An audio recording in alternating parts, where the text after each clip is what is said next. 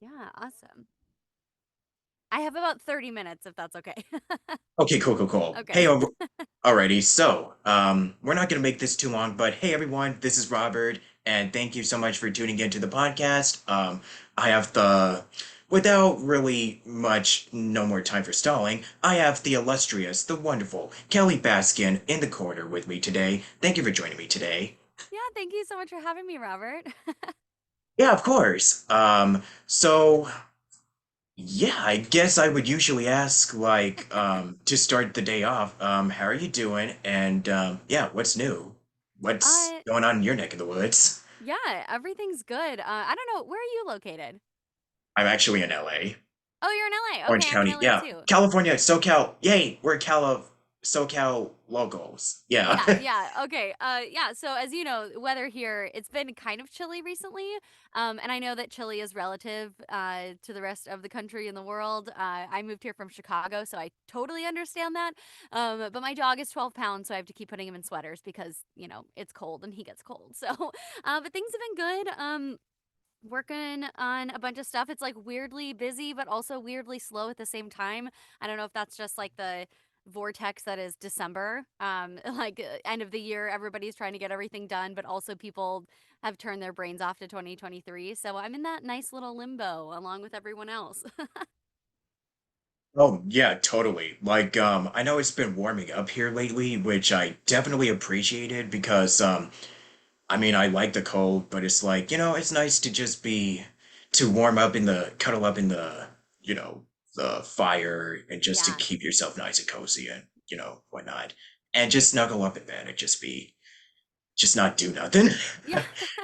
Which would be the case, but I mean, clearly I don't have a sleep schedule and I have been just like you said, it's just the holidays are kind of like the crunch time. I've hmm just been working on stuff, just doing my own thing, and then I mean, I know that you're also working on a bunch of stuff that I know we can't really talk about because, you know, Right.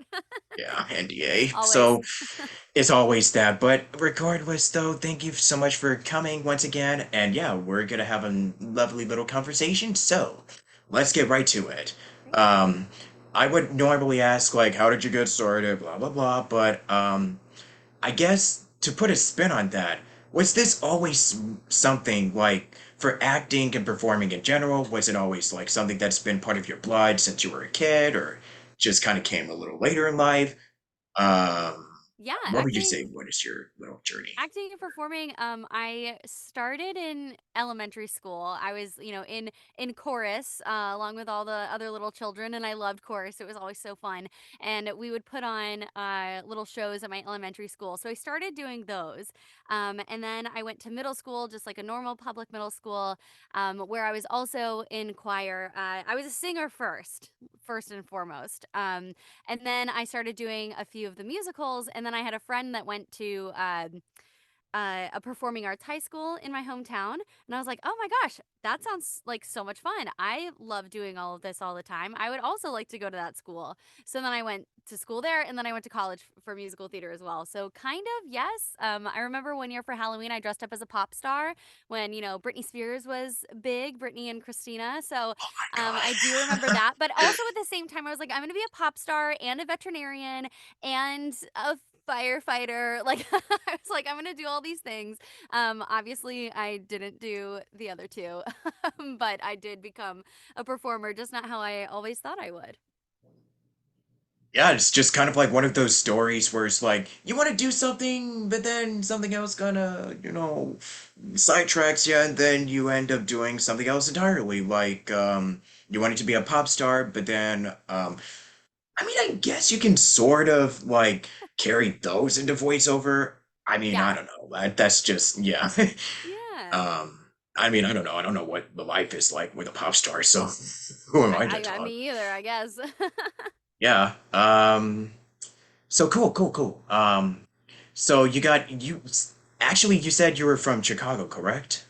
I moved here from Chicago. That's where I went to college, but I grew up in Okay. Chattanooga, Tennessee. Oh, okay, yeah. So moving around when you were a child, like, do you find that those experiences, like, living in those, in different states was what really helped you, gain the confidence and the experience of when you finally made your move to LA? Definitely living in Chicago. I feel like I really became like a I don't know. I became an adult in Chicago. Graduated college, paid the bills. I was pursuing musical theater at the time, and a little bit of like on camera acting. And then that is where I got into voiceover as well, but that's kind of its own little separate story. But yeah, I was always a very confident child. You can ask my parents. No matter what I did, I was like, I got this. I'm confident. Where that confidence comes from, I don't know, but I have, I guess, I think I've always been pretty confident. She said, not confidently. Yeah, let me just do this. I totally got this, and then I have no idea what I'm actually doing, but I'm just gonna give it a shot anyways. Just throw myself to the world and then just see what happens. Yeah, yeah. Yeah, so you mentioned on camera, I can Hmm. speak today. On camera, so I guess something to ask you is, I usually ask this to people who do like on camera stuff. They've done Hmm. like theater, they've done this other stuff. I know with the pandemic and everything just being crazy right now, Yeah. do you want it? Like, if you had the opportunity, would you go back to doing those? I mean, I know that voiceover is kind of like taking up most a lot. Like, I know it's sort of full time for you, but if you Yeah. had any aspirations to go back to like theater and on camera stuff, would you do it in a heartbeat? In a heartbeat? No. I think I'd really have to think about it. Before the pandemic happened, I had decided like I'm going to move to LA. I'm just going to focus on voiceover. And then I started thinking, oh, maybe I'll get back into doing theater. I miss tap dancing. Maybe I got like a commercial agent and was going on some commercial auditions. And then the pandemic hit, and I was like, you know what? I don't think I want to do those things anymore, which is okay. I used to want to be on Broadway. I used to also want to do commercials, and I played around with wanting to do TV and film. But I think I really found my pocket in voiceover. Um, I think I wouldn't completely take it off the table, but I would definitely have to think about it if it was like the right project. You know, I don't think I would just start going back into it, back into that hustle, because I don't think that's what I actually want to be doing. Um, but yeah, yeah, I would consider it for the right project for sure. Oh yeah. So talking about your projects for a little bit. Well, first off, what are your favorite musicals? I know you kind of got this question asked before, but I'm just I know, curious. no, but anytime somebody asks me, I'm like, I don't know. Like, I have a degree in musical theater, and I still like panic every time somebody asks me this question. Um, One of the last shows that I was in, when I was living in Chicago, is called High Fidelity, and it's based off of a movie, but I actually haven't seen the movie still to this day. But I absolutely love the musical High Fidelity. It is amazing and wonderful. And then I would also be a liar if I said that, I wasn't obsessed with Wicked when I was in high school. That was a really big inspiration for me too. And I love tap dancing. So, like anything with tap, like Thoroughly Modern Millie or Crazy for You, which are two other shows that I did in high school, actually. I love tap dancing, and that's just so fun. So, yeah, maybe those. I also saw SpongeBob the musical before it went to Broadway, and I Oh was my God. thoroughly impressed. I was actually truly impressed with that. um, I love Avenue Q. Oh my gosh, so many. I love Children of Oh, Eden.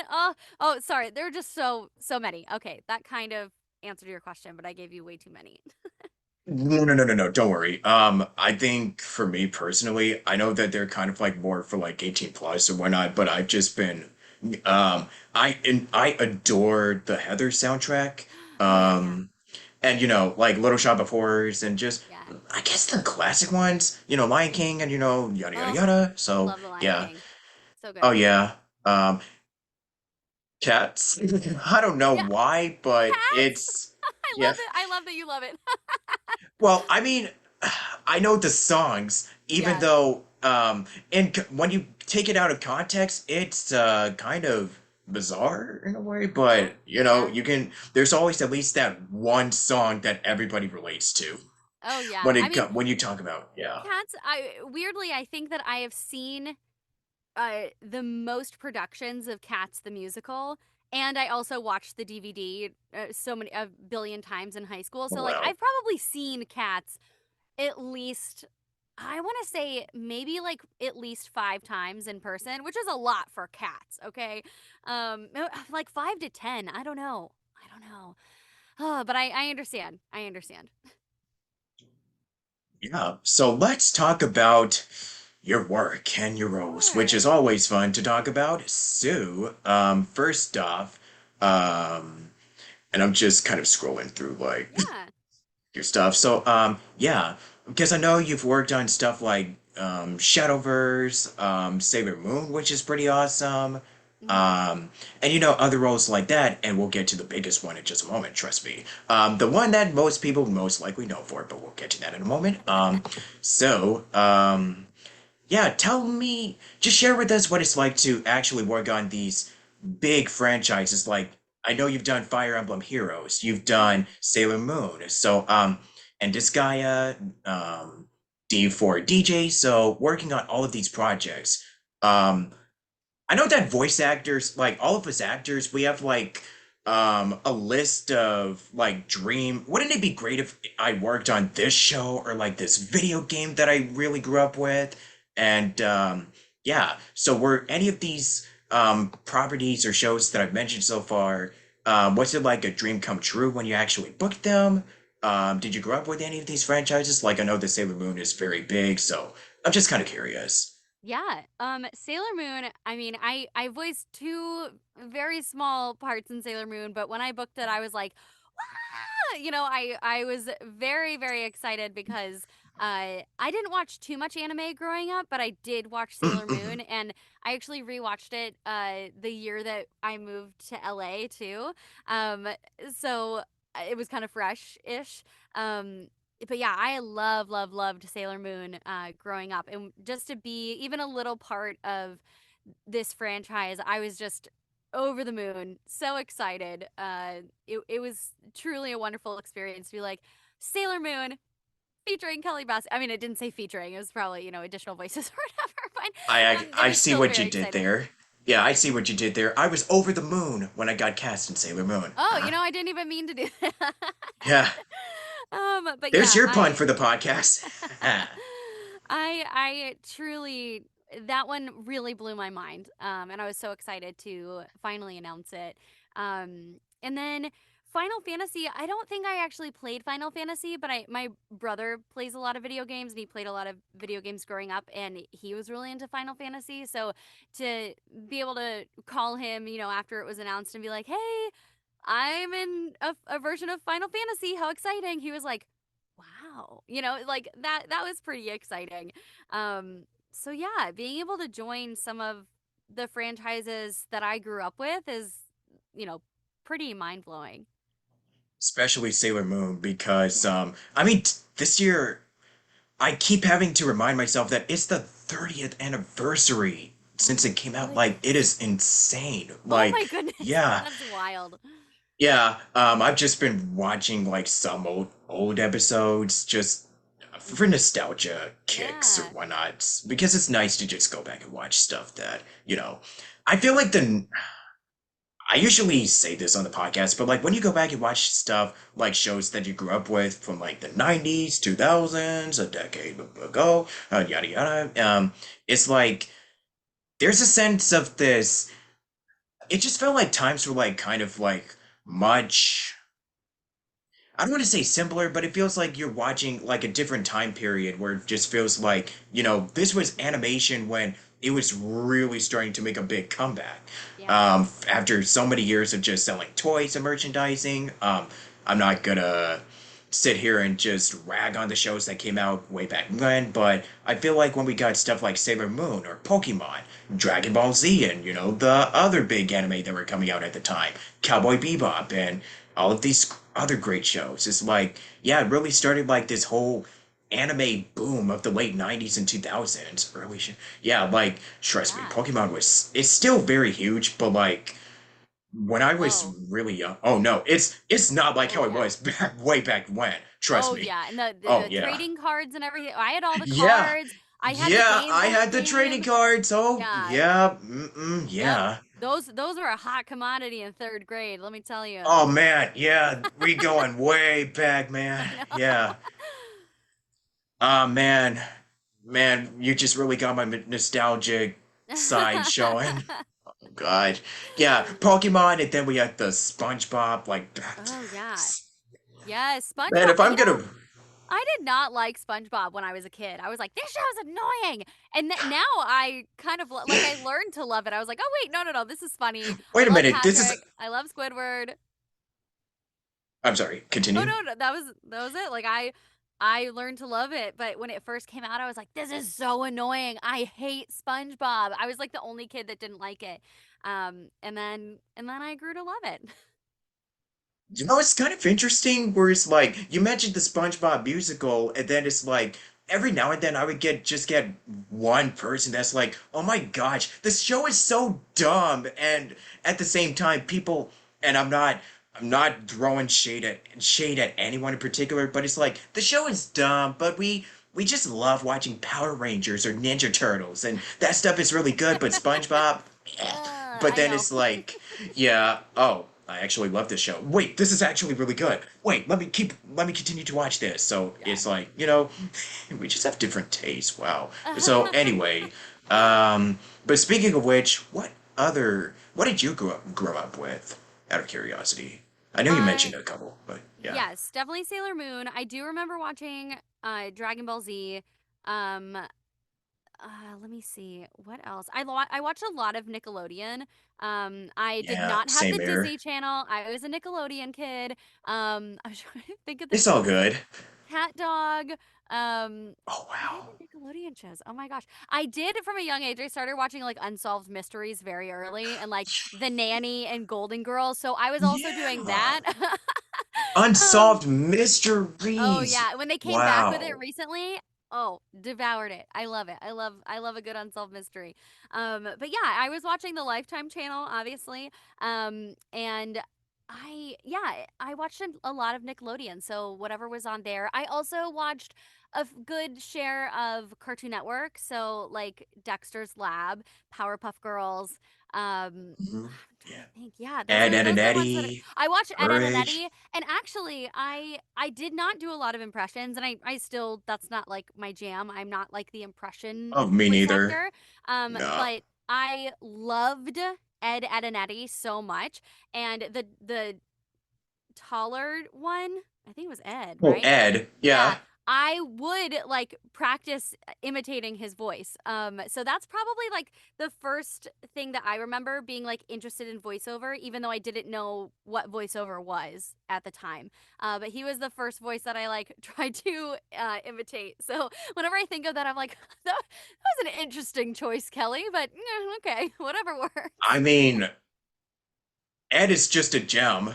I Like, know, I every know. single word he taught, every single thing he speaks is like, it just will never leave your head. It just always lives Yeah. rent free in my mind. Yep. Yep. Slide on the soap. Exactly. I know, like Doug and Rugrats. I those are And the ones Ren that and come to mind. Stimpy, I wasn't allowed. Rocco. I wasn't Yeah. allowed to watch too much TV growing up, so Yeah. I was very limited in what shows I caught. Um, Yeah. but yeah, and then once I got to high school, I had no interest in watching TV. I was just always practicing music or always at dance class or whatever, whatever. So yeah, those are the ones that come to mind. Yeah, and then as I got older, I just started really loving Avatar: The Last Airbender I because just watched it. that's yeah, it's like the show that you really start loving when you're an adult, but when you're a kid, I was like, is SpongeBob Ugh, on? I didn't watch it as a kid. I had never really heard of it, and then I actually just watched it this year. That was like my Yeah, first or last year. I don't I know. was The first, and I'm trying to like I'm trying to watch a little bit more anime because I didn't watch too much growing up, and yeah, me neither. I started with Avatar, which I know that there's some controversy of like, is it really anime, whatever. But Is it? I I wanted to start there, and my husband watches a lot of anime, so he's like, we'll start here, and then we'll we'll Yeah, just continue from continue there. binging the Yeah, Net. You're going on the Netflix. Yeah, yeah, that rabbit exactly. hole. Yeah, how is it? Avatar? Yeah. Oh, for I you? loved it. Yeah, Yeah, I thought it was a really cute show. I really enjoyed watching it. I'll say, not every anime that I've seen is like my jam, but I yeah, really loved Avatar. So that was a yeah, really good introduction for me, I felt. yeah. So, okay, so let's talk about the because I was recently just playing the Azure Striker Gunvolt. Yeah, That's Gunvolt the name. 3. Yeah, three. Yeah. Yeah. And you were Kieran, which I actually didn't. I just looked up. I was like, oh wow. Yeah. Which is funny because I reached out to you like a while ago, and then Mhm. I started playing the game, and I was like, oh wow, this performance sounds really good. Who is this? And I was like, Oh. that's Kelly. Oh dang. So That's it's so kind of a fun. funny story. Yeah, Gunvolt Chronicle. So yeah, how is it like getting to play this character? Oh, are you there? Oh, sorry, you froze. I'm still here. Are Oh, you I'm there so now? sorry. How is it like? I was just asking, how is it Oh, like getting to play Kieran and for the oh game? my gosh. Playing Kieran was so fun. I feel like I don't always get to play like the badass characters, and she was sassy. She's a badass. She has a sword. Like, she's just amazing. Like, I really loved voicing Kieran. And every time I see a lot of fan art on Twitter of Oh Kieran and man. of Gunvolt 3, and every time I see it, I'm like, whoa, because one, I am not a visual artist. Oh my gosh, please don't ever ask me to draw anything because I am not talented like that. But whenever I see other people, like artists, drawing fan art, oh my gosh, I love it so much. I look at it, I'm like, I have no idea how you did that. Um, but I love seeing it, and she just looks so cool. I'm like, I wish I was that cool in real life. Like, she just like exudes coolness. Like, we're both very sassy, I will say. But yeah, it was super fun voicing Kieran. I just loved it so much. I don't know what else to say. She was just so fun. Yeah. So I think we're. Oh wait, was there something else I'm forgetting? Oh yeah. This one little game called like Genshin Impact something, and you played this one character I named. don't know if I've heard of Okay, yeah. that I don't know if game. I've heard of it. I don't know. I don't know. It kind of Oh, Geshin? doesn't. Geshin Gen. Impact? Uh, Genshin? Gun Chin Chan Crayon something Chinny Chinny Chin Chin. I don't I get a know. lot of Geshin, and I'm like, what? Yeah, yeah. But anyways, yeah. So. The one role, not the one role. I mean, you've done plenty, but like this is probably the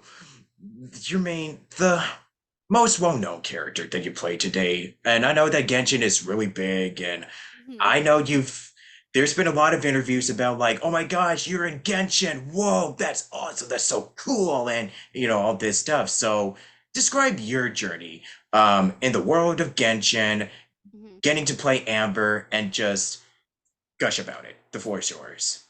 Oh, Genshin Impact.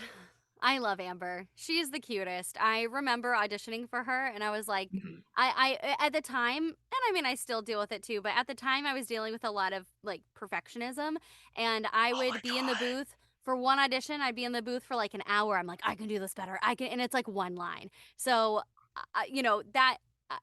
That was in that period. Oh. So I remember getting this audition, and I looked at, I read through the specs, and I was like, oh, I know exactly what she sounds like. And if that's not what the client wants, that's fine. But like, this is what Amber sounds like in my voice. There, that's it. I did not spend a lot of time on this audition, surprisingly. I don't think it was that long either. It was only a handful of lines. And I was like, okay, like I couldn't have sounded any differently. Like, I couldn't have read this and changed it. Like, this is just what she sounds like, and if the client likes it, great, and if they don't, then I'm not meant to be Amber. And then that was just like a normal audition too, just for my agent, like, hey, here's a video game audition, it's due at this date and time, get it back to me. Okay, so there was nothing super special about it other than the fact that I didn't obsess over it. And then a few months later, got a call back, and then a few weeks later I was booked, and I was like, this is so exciting. I was very excited because it was pretty much my first it was the first time that I had a name in a video game, as opposed to just being like werewolf number 3 or doctor number 2. So that was very exciting. I was like, I have a name, this is so wow. And I remember recording my first session, and the director, Chris, was like, this is going to be a big game. And from somebody that doesn't really play video games, I was like, oh, okay, cool. Great. It's going to be a big game. I don't know what that means. And then it came out, and then I was like, oh, oh, Like, wow. Like, oh my lord. Oh yeah, my. truly, Yeah. truly. So, that was exciting. But like, any time that I recorded for Amber, like it was just always so much fun, like going in and being part of the world. And we don't always know what's going on in the full context of the game, especially in the beginning, right? I had no idea the places that I was going. I didn't know the other characters that I was talking to. I didn't even know like other actors in the game, right? Because we have to sign NDAs. So most of the time we don't find out who's in the game or in other projects until everybody else finds out, because all of us are announcing at the same time. um, so it was really exciting to like see a bunch of my colleagues and some of my friends in it. And now I've become friends with some of those people that I only knew a little bit. But yeah, it's so fun. Amber is such an optimistic, energetic light, I feel. And it was, she was a really great character to explore, uh, like for the first time for me, like being a video game character, if that makes sense, because I hadn't really done video games before. And honestly, it's opened up other career opportunities for me, which has been great. I have now been going to conventions this year because of Genshin Impact and other games that I'm into and other projects that I've worked on. But it really did open a lot of doors for me professionally, so that's been really fun. I just had a family friend reach out to me the other day, and she was like, "Oh, my boys just figured out that you're Amber and Genshin. They're astounded." And I'm like, "Oh, that's so cute." I went back home in the spring, and I went to a performing arts high school, and my friend is the dean of fine arts, and he said, "Hey, will you come talk to the class? They're a musical theater class." And I was like, "I guess." Like when I was in high school, I didn't know what voiceover was. Like I that wasn't like on my radar. I knew like movie stars and like film actors and pop stars, but like I didn't know voice actors. I didn't really know that was a thing. So like I'll come talk to the kids, but like I don't know if they're really gonna know who I am, which is fine. But I walked in and people were like, "Oh my gosh, it's Amber!" And I was like, "Well, I'm not Amber, but yes, hi!" Like it was just very exciting, like going back to my hometown and talking to the kids, where I used to be. So I don't know. I feel like I'm rambling a little bit, but it's just been really great. And I love Amber a lot. And in my booth right here, whenever I'm recording, I have one of my little Baron bunnies that I look at, which is so fun. So I just have her in the little corner over here. You can't see her, but she hangs out there. And if I like need to talk to somebody, if I'm pretending to talk to somebody when I'm doing an audition, I'll look at her and pretend she's a person. So yeah, I don't know. It's been really, really great. Thank you for letting me ramble for so long about this. No, anytime. I think I do have another question relating to your roles. So I think out of all of them, I know you mentioned how you pretty much relate to Amber in a way, and also to you kind of relate to characters like Amber and Kieran. So I was wondering, so is when you haven't like you see a casting call and then there's a character you're gonna try out for, and then when you actually get cast as that role, so what would you say was like, what is the like with acting and performing? Because sometimes you have to go into these really like dark, uncomfortable headspaces and whatnot. So without going into too much detail, what would you say was the hardest like or the most difficult session or a character a role that you've had to done like either physically where it just was taxing on your voice or just emotionally or just stuff like that, any roles that you find to be like particularly challenging for you as an actress, sorry. Oh no, no, oh my gosh, it's fine. I'm trying to think of ones I can actually talk about. God. NDA. I know, but they're there for a reason. I respect the Of NDA. course. Yeah, you have to respect them. You gotta respect him. I don't know. The roles I'm like looking. The roles that I've done haven't the ones that I can talk about haven't really delved too crazy. You know, like Melodian Disgaea 6 is kind of like an annoying Disney princess. You know, she sings a lot and, you know, kind of I tend to voice a lot of Your the alley. lighter yeah, I tend to voice a lot of like the lighter characters. Um but I guess one role I do live action dubbing as well, and one Okay, yeah. role uh it's in Cable Girls. I voiced Sophia, and it's part of it. It goes on during the Spanish War, and like when telephones were being invented, and so this girl like goes into the war, and that could be a little hard. Putting yourself there because you know as much as I love animation and anime and video games like they're all like pretend people right they were all drawn right and going over or dubbing live action, I feel can be a little bit more raw because you're trying to match like another human's emotion. And I don't know, that could be hard because like in going into like wartime, like I've never been in a war, right? Like I've never been a medic in a war, but I have to like you know a little bit put myself in that situation and think, okay, well, how would I react? How would this person sound? Like what would this person be thinking? So, you know, I think going to those places can be a little dark. But but yeah, that's like one I can talk about right now. Okay, yeah. And I know for sure that with the pandemic and all, I know that, your work has started to pick up because like especially with Genshin, with the way that it just exploded. Like, It yeah, it really exploded. started. It was kind of like it really did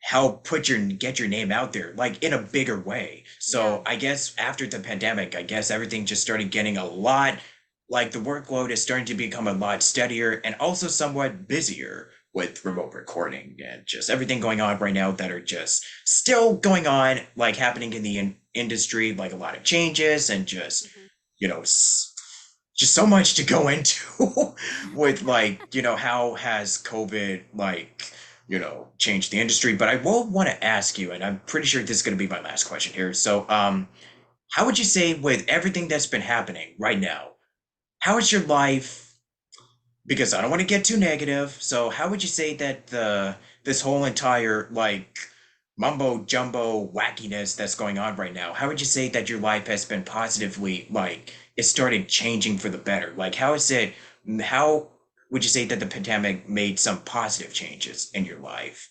What would Yeah, you say as of so far? I would love to talk about that. I think Yeah. that there's so many negative things that we could all list, right? Yeah. And to list the positive, I definitely am not ignoring the negative, but you know, just Yeah. refocusing in this question. So, yeah, before the pandemic, I had a lot of anxiety and I was working Oh 4 God. jobs. Yeah. I didn't watch like any TV because I was never home. I saw my husband like once a Yeah. week. It was like not a great time. I was just working or always networking or always taking classes or like do I was always on the go. And the pandemic Which is what I'm like doing right now, yeah. networking it. Like doing stuff like this pretty much. Yeah, yeah.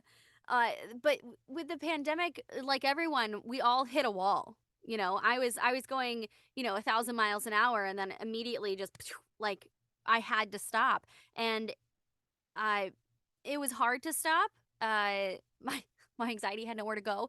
But it also made me work through my anxiety, and I truly feel like a different person from you know 2019, early 2020 to now. So that's a positive, which is great. I adopted my dog, which is also he's the love of my life, little baby angel, and that's been great. And you know, because of the pandemic too, I'm home more. I consolidated my jobs. I am now just a full time voice actor, which is great. Um, but I get to be home with my dog. My husband also currently works from home, which is great. Uh, we went from seeing each other one day a week, and now it's weird if we aren't together like 8 hours a day. So a lot of positives. Genshin came out, which was awesome, and I feel like gave me a little bit more credibility in the voiceover sphere, because people want to hire people that they trust, and if you don't have a lot of experience, that doesn't mean that you don't have talent.